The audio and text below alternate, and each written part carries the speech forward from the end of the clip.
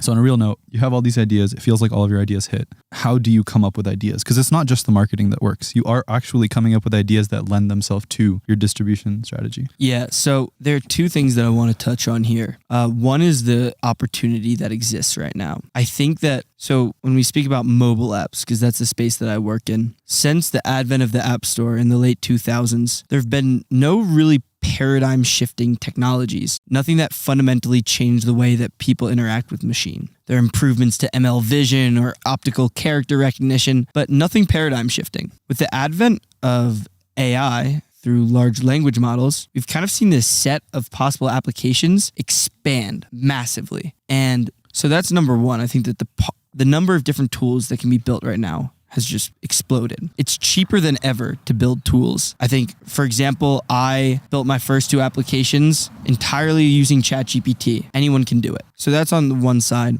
And then in terms of coming up with the individual idea, there's this concept that if you do what everybody else does, you'll get the same results as everybody else. Now, I think that this also applies to ideas. If you think and say the same things as everybody else, you repeat the public dialogue, maybe it's in SF, maybe it's just culture as a whole, then you're going to come to the same conclusions as other people. But if you really want to come to novel ideas, something like working on a looks maxing app, I think that you need to orient your life in a way different from most people.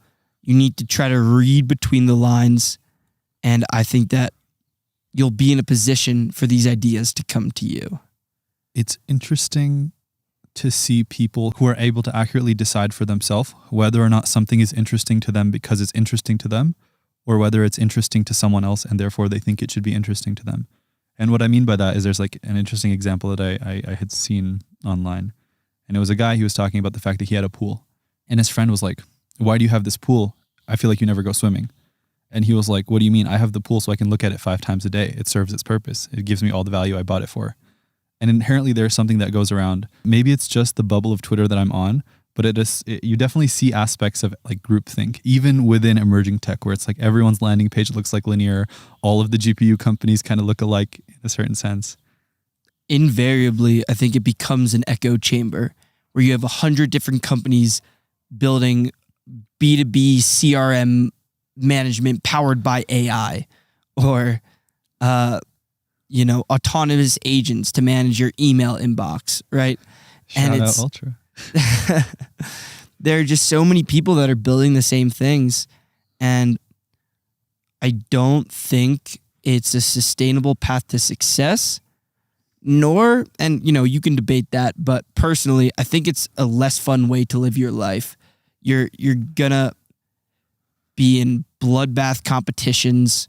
You're just going to be going head to head with people. And I like the Peter Thiel quote, I believe, "Competition is for losers." Absolutely. Now I know this may be somewhat hypocritical given that I'm building an AI calorie tracker app.